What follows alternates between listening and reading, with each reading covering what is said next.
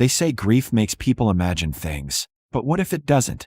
The old man didn't look up when he said it, just kept his eyes fixed on the empty booth across from him, the steam from a fresh cup of coffee curling upward like it had somewhere to be, like it was meant for someone who wasn't there.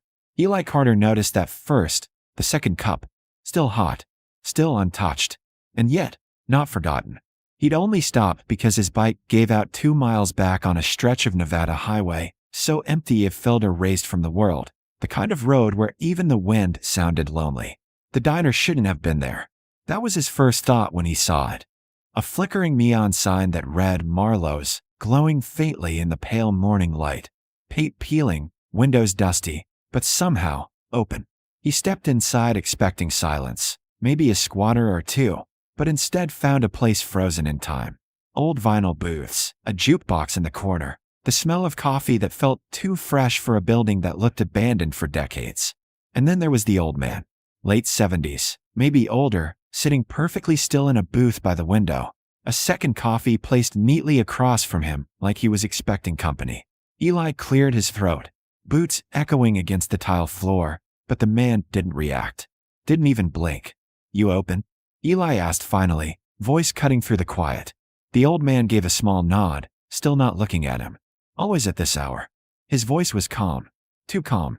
Like he'd said those words 1,000 times before.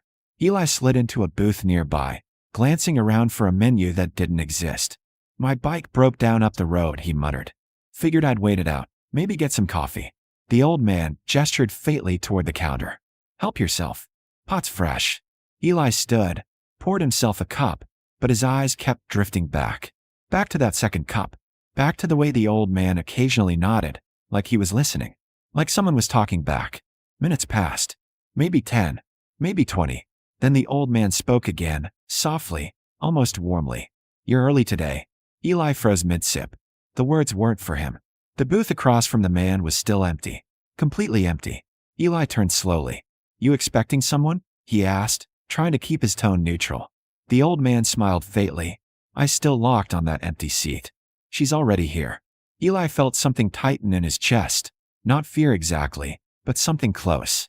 "Sir," he said carefully, "there's nobody. Most people don't see her." The old man interrupted gently. "Takes time. Or the right kind of reason." Eli leaned back, studying him now. No slurred words. No confusion. The man wasn't lost in his mind. If anything, he seemed more present than anyone Eli had met in a long time. "What's your name?" Eli asked. "Walter," the man replied. "Walter Hayes." He finally looked up, meeting Eli's gaze for the first time, and there was something in his eyes, something steady and unshaken. "And you?" "Eli." Walter nodded once, then glanced back to the empty seat. "Eli Carter," he said quietly, like he already knew. Eli frowned. "I didn't say my last name."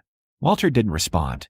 Instead, he reached out slowly and nudged the second coffee cup forward. Just an inch, like he was making room. And that's when Eli saw it. The steam. It shifted. Not randomly. Not from the air. It curled sideways, like something invisible had just moved through it. Eli's grip tightened around his mug. "You live around here?" he asked, trying to ground himself, trying to make sense of what he just saw. Walter shook his head. "Haven't left in a while. This place looks abandoned." "It is," Walter said simply. Eli let out a dry laugh. "Yeah, well, that's comforting." Walter smiled faintly again. "Depends how you look at it." Silence settled between them, heavy but not hostile. The kind that made the room feel smaller. Eli's eyes drifted again, scanning the diner, noticing details he hadn't before. The clock above the counter. Stuck at 7:15. The same time the neon sign outside flickered when he walked in. The same time stamped on a faded receipt near the register. "What time do you open?" Eli asked. Walter didn't hesitate. 7:15. Eli swallowed. "And close." Walter's gaze softened. "We don't." A low hum suddenly filled the room, making Eli flinch. The jukebox. It crackled to life on its own, the needle dropping onto a record that hadn't been touched. A slow, old song poured out, something from decades ago, soft and haunting. Walter's expression changed instantly. Warmer. Lighter. Like he'd been waiting for that exact moment. "There she is," he whispered. Eli turned sharply, scanning the diner again, heart pounding now. Still no one. No footsteps. No door opening. Nothing. And yet, the air felt different. Thicker. Charged. Eli stood slowly, every instinct telling him to walk out, to get back on his bike and ride until this place disappeared in his rearview mirror. But when he reached the door and pushed it open, the road outside looked wrong. Too empty. Too still. Like a photograph instead of something real. He glanced back at Walter, who hadn't moved. You ever get the feeling, Walter said quietly, eyes still on that empty seat, that some places don't let you leave until you understand them? Eli didn't answer. Couldn't. Because deep down, something told him the old man wasn't asking a question. He was stating a fact. And for the first time since he walked in, Eli Carter realized he might not have stopped here by accident. The first thing Eli did was try to prove the old man wrong. He stepped out of the diner, swung his leg over his bike, and rode hard. Faster than he should have on a road that empty. Engine rattling, wind cutting sharp against his face like it was trying to warn him to turn back. He kept his eyes locked forward, counting the miles in his head, watching for any sign of a turn, a landmark, anything that proved the world still worked the way it was supposed to.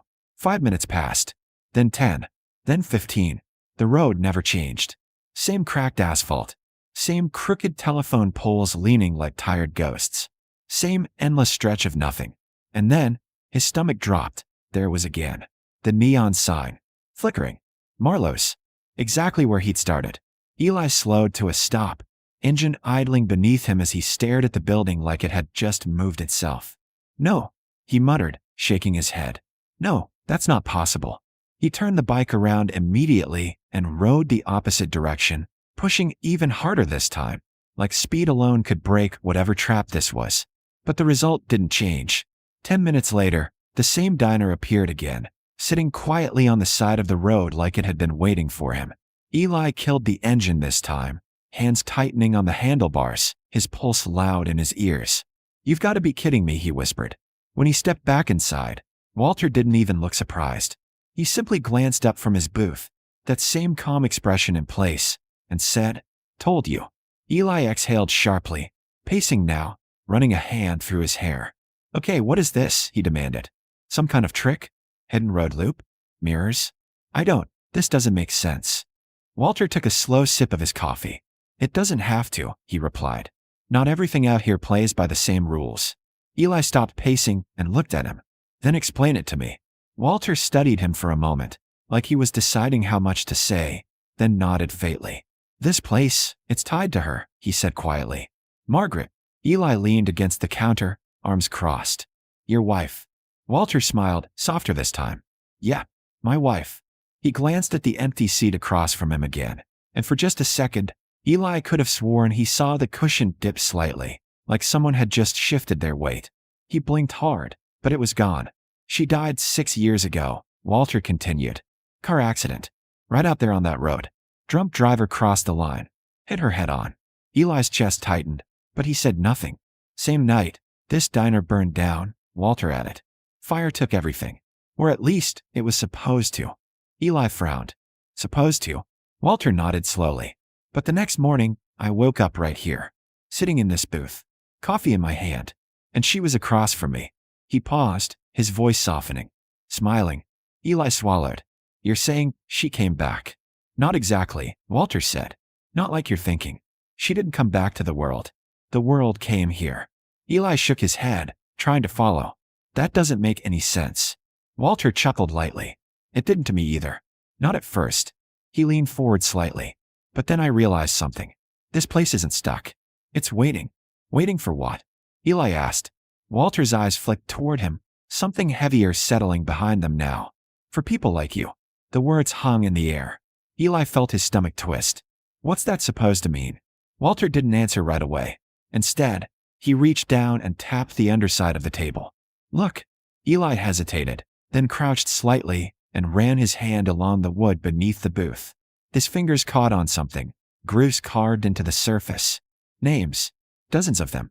Some old and faded, others sharper, newer. Dates scratched beside them. What is this? Eli asked quietly. Walter's voice was steady. Everyone she brings ends up here. Eli looked up sharply. Brings. They find a road. Or the road finds them, Walter said. People carrying something heavy. Guilt, regret, things they never faced. She brings them here, gives them a chance. Eli stood slowly. A chance for what? Walter met his eyes. To understand why they're here. Eli let out a breath, shaking his head. And if they don't? Walter didn't look away. They don't leave. Silence crashed into the room. Eli glanced back at the door instinctively, the weight of those words settling deep. You're saying people just disappear? Walter nodded once. By sunrise. Eli's chest tightened. That's insane. Maybe, Walter said. Or maybe it's the only place they ever told the truth. Eli ran a hand over his face, trying to steady himself. And you? He asked finally. Why are you still here? Walter looked back at the empty seat, his expression softening again, almost peaceful. Because I chose to stay. Eli frowned. Why would anyone choose this? Walter smiled faintly. Because leaving means losing her again. The jukebox crackled softly in the background, the same slow song looping like it had no end. Eli turned toward the window, catching his reflection in the glass, and for a split second, something shifted behind him. He froze. Slowly, he turned his head. The booth. Walter was still there. But across from him, Eli's breath caught. A shape. Faint. Almost like heat distortion in the air. The outline of someone sitting there. Watching. Eli's voice dropped to a whisper. Walter. Walter didn't react. He just kept smiling, eyes fixed forward. You see her now, don't you? Eli couldn't answer. The shape flickered slightly, like a signal struggling to hold. And then, for just a fraction of a second, he saw her face. Pale. Beautiful. Smiling. But wrong. Not broken. Not dead. Just not entirely real. Like she didn't belong to this world anymore. Eli stumbled back a step, heart slamming against his ribs. What is she? He asked, his voice barely holding together. Walter's smile didn't fade. She's the reason you're here. Eli didn't sleep that night, if it even was night. Time inside Marlowe's didn't move the way it should. The clock still read 7:15. The sky outside never fully dark nor fully light, just suspended in a dim, endless in-between that made his thoughts feel louder than they should be. He sat across from Walter now, in the booth that had once been reserved for Margaret, his hands wrapped around a cup of coffee he hadn't touched, staring at the faint outline of her sitting across from him. Clearer now, more stable, like the longer he stayed, the more real she became. Walter had moved to the counter, giving them space, or maybe giving Eli something worse. Time to understand. You said this place gives people a chance, Eli muttered finally, his voice low, almost afraid to break whatever fragile reality held this moment together. Margaret tilted her head slightly, her expression soft, her eyes impossibly calm. It does, she said, and the sound of her voice made Eli's chest tighten because it wasn't ghostly or distorted. It was normal, warm, human, a chance to face what they ran from. Eli let out a shaky breath. And if I don't? Margaret's smile didn't fade, but something deeper settled behind it. Then you stay? Like the others. Eli clenched his jaw, shaking his head. I didn't run from anything. The moment the words left his mouth, the diner shifted. Subtle, almost invisible, but wrong. The lights flickered once. The jukebox skipped. And Margaret's gaze sharpened. Not angry, not cruel, just knowing. You're still lying, she said gently. Eli stood abruptly, the chair scraping loudly against the floor. I don't even know you, he snapped. I didn't ask to be here. Walter's voice came from behind him, calm but firm. None of them did. Eli turned on him. Then why me? The silence that followed was heavier than anything that had come before. Margaret stood slowly now, her form no longer flickering, no longer uncertain. She stepped around the table, stopping just a few feet from Eli. Close enough that he could see every detail of her face. Close enough that it felt real. Too real. Because you were there, she said quietly. Eli froze. The words hit him before his mind could process them, like something buried deep had just been dragged to the surface. No, he whispered, shaking his head. That's not. 6 years ago. Margaret continued softly, her voice steady, unaccusing. Same road. Same night. Eli's breathing became uneven, his chest rising and falling too fast. Stop, he muttered. You crossed the line, she said. You didn't see the headlights until it was too late. Eli staggered back a step, his hand gripping the edge of the booth for support. I said stop. Walter watched quietly, his expression no longer just calm. Now it carried something else. Understanding. Sadness. Eli's voice cracked. I didn't know, he said, louder now, desperate. I didn't know who it was. His words broke off as the memory slammed into him, vivid and merciless. The rain, the blur of headlights, the impact, the sound, and then silence, followed by the worst part, the choice. He had sat there, hands shaking on the wheel, heart pounding, staring at the wreckage in his rearview mirror, and then he drove away. Margaret didn't move closer. She didn't need to. The truth had already closed the distance. You left, she said softly. Eli's knees buckled slightly, and he dropped into the booth, his hands covering his face. I was scared, he whispered. I thought, if I stayed, my life would be over. Walter stepped forward slowly, his voice quiet. So you let hers be. The words weren't cruel. They didn't need to be. Eli let out a broken breath, his shoulders shaking. I didn't know it was you, he said, looking up at Margaret, his eyes glassy. I swear to God, I didn't know. Margaret's expression softened, but it didn't erase what had happened. That's why you're here, she said. Not because you're evil, because you never faced it. The diner grew still again, the tension settling into something heavier, more final. Eli looked between them, his voice barely above a whisper. So what happens now? Margaret glanced at Walter, then back at Eli. Now you choose. Eli frowned. Choose what? Walter spoke this time, his voice steady but carrying weight. You can leave, he said. Walk out that door, and the road will be real again. Your life goes on. No one will stop you. Eli's chest tightened. And this place? Walter's gaze shifted to Margaret. It stays. Margaret met Eli's eyes. But if he leaves, she said softly, this ends. Eli's brow furrowed. Ends. Walter exhaled slowly. I've been here 6 years because I couldn't let her go, he admitted. As long as I stay, this place exists. She exists. The people she brings, they get their chance. Eli looked at Margaret again, the realization creeping in. And if you leave? He asked Walter. Walter gave a faint, bittersweet smile. Then she's gone. For good. Silence fell, thick and suffocating. Eli felt it then, the weight of the choice pressing down on him harder than anything he'd ever faced. Margaret stepped back toward the booth, sitting down once more, her form calm, patient, waiting. You can walk away again, she said gently. Or you can stay, and make sure no one else does. Eli stared at the door. Freedom was right there. Just a few steps. A chance to go back. To live. To pretend none of this ever happened. The same choice he'd made 6 years ago. His hands trembled slightly as he stood. Walter watched him, saying nothing. Not pushing. Not stopping him. Just waiting. Eli took a step toward the door. Then another. His heart pounded in his chest, louder with each movement. He reached for the handle, and stopped. His reflection stared back at him through the glass. For a moment, he didn't recognize the man looking back. Then slowly he let go. Eli turned around. Walter's expression shifted slightly. Not surprise, not relief, just understanding. Eli walked back to the booth, his steps steady now, the hesitation gone. He sat down across from Margaret, placing his hands on the table. Morning, he said quietly. Walter closed his eyes for a moment. A long breath leaving his chest like something he'd been holding for years had finally let go. When he opened them again, they were lighter. You sure about this, son? He asked. Eli nodded once. Yeah. Walter studied him, then gave a small, grateful smile. Without another word, he turned and walked toward the door. This time, when he stepped outside, the road stretched out normally. Endless, real, alive. He didn't look back. Inside, the diner grew quieter, but not empty. The jukebox played softly.